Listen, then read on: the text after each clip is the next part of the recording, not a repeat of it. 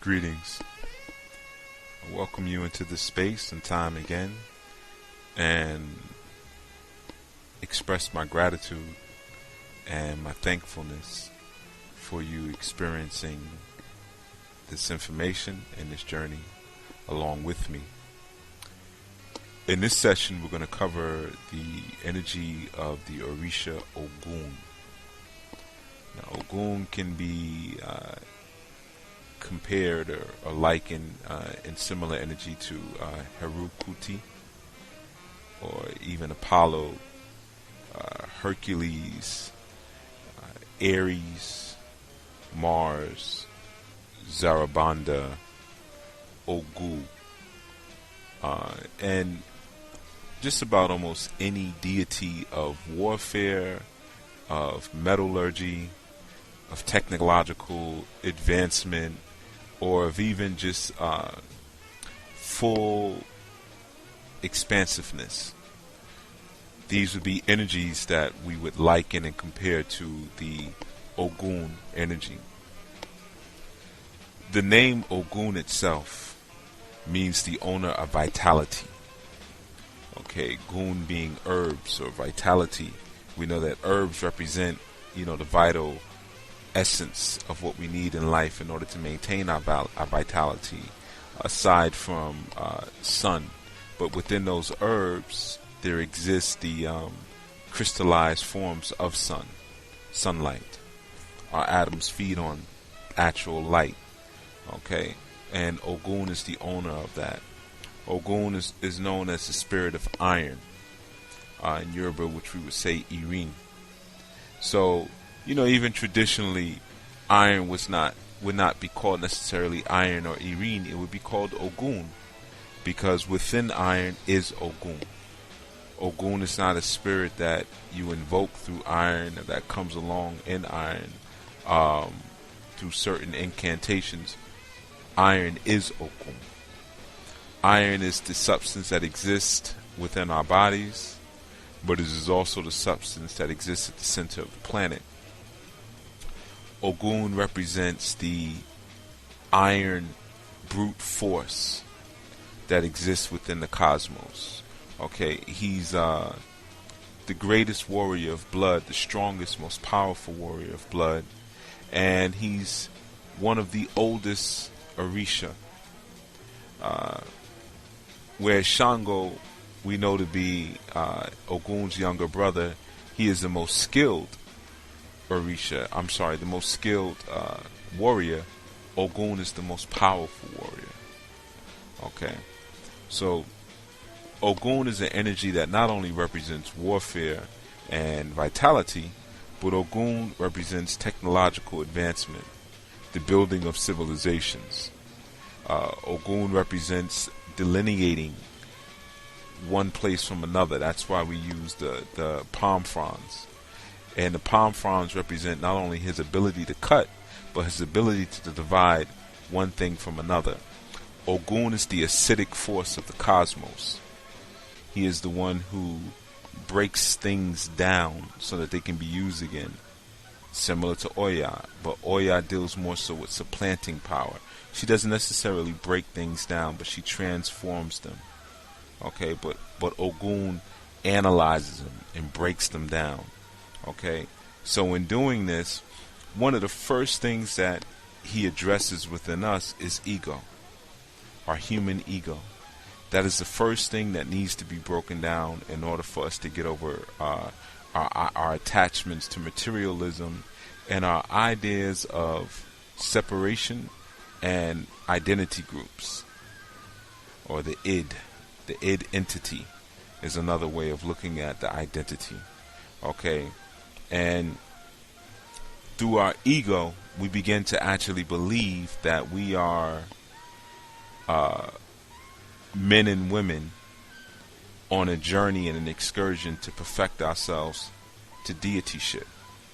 And that actually is the reverse of what we actually are.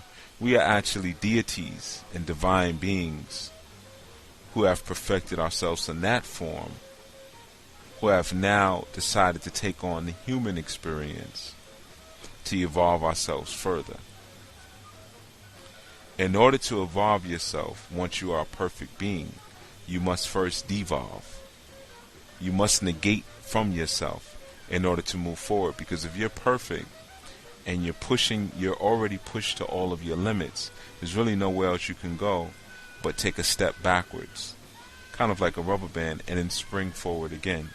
So our human reality, our human existence, Ogun reminds us, is only a springing back from our already perfected deityship.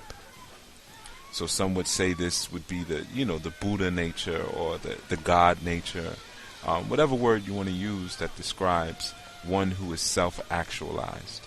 Because that's really all it is at the end of the day. One who is self-actualized and just being what they are supposed to be. Okay?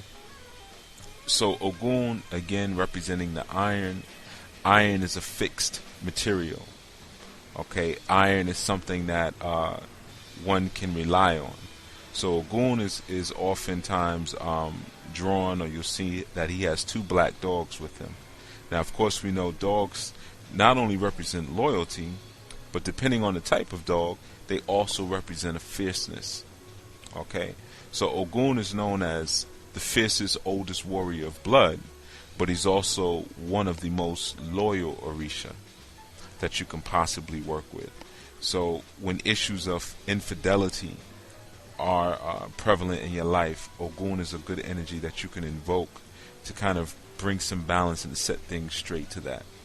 Ogun is, again, one that you would invoke in surgical matters.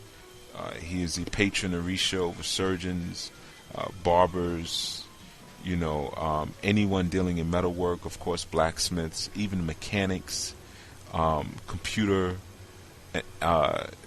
analysts, computer programmers, network engineers, those who create new roads, even new roads of data, network administration, network engineering. These are all areas of Ogun. So Ogun can help with mastery of mind power, of organizing your thoughts, and being able to break down a situation that may seem overly complex, or may have intricate layers that you're having difficulty peeling back. That's when you call upon Ogun. Ogun, of course, we know is most often also called upon to remove obstacles from the roadway, to clear the path in front of us. And of course, he's very effective in that. That is also why we see the symbolism of the machete in clearing the path in front of us. But just always know that one of the things that sometimes need to be cleared is your own ego, right? So one of the things you can do in order to work with the energy is, with clearing that path, you can go and bring offerings to Ogun at railroad tracks, all right, or anywhere where you have a lot of iron machinery, even a boat yard. But I prefer railroad tracks because it's a roadway, it's an iron roadway at that.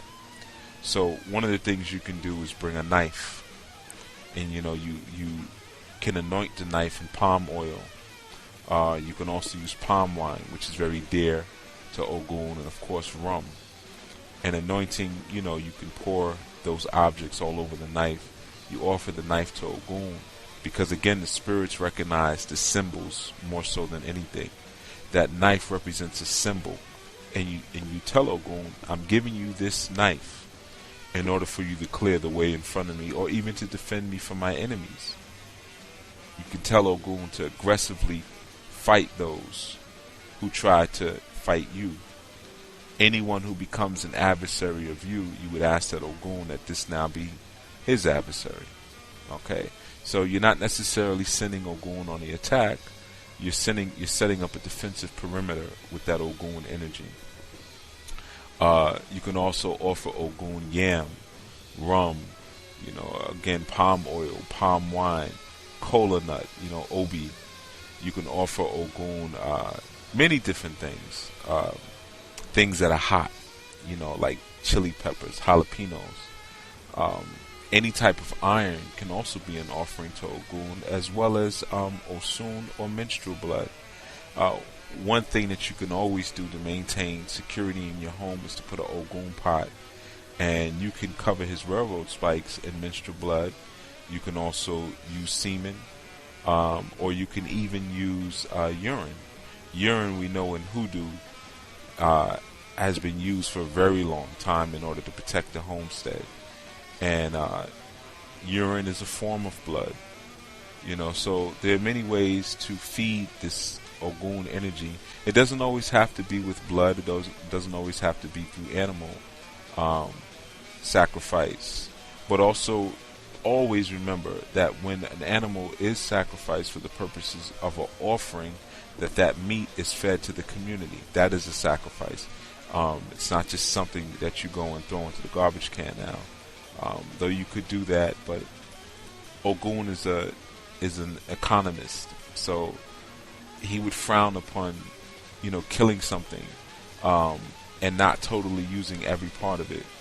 So for those of us who are ascendants of enslaved Africans, Ogun was one of the spirits and the energies that was called upon heavily once we arrived here, in order to figure out how to live with very little, and to break down things that were given to us that may have not had the greatest intention behind them, and transform them into something powerful that we could use for a greater cause. Okay, this is the Ogun energy. So until next time, continue to employ the power of the Orisha, employ divine guidance, and self-actualize in every empowered moment. Ashe.